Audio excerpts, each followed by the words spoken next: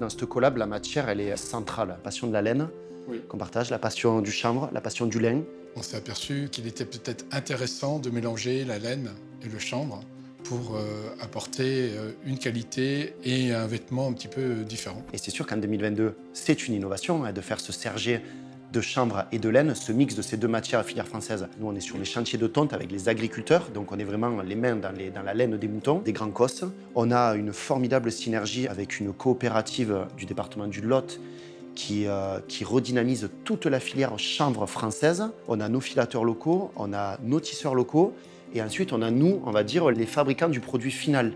Il y a 25 acteurs, et chez Luc et chez nous, qui ont contribué à tout ça.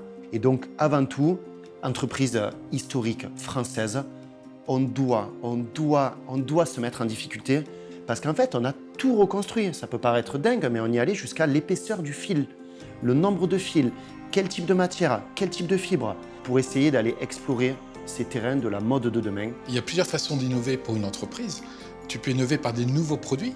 Et en fait, nous, c'est nos produits iconiques avec de nouvelles matières. D'habitude, c'est le stylisme dessine et ensuite colle à tout prix une matière. Là, en fait, on a complètement fait l'inverse.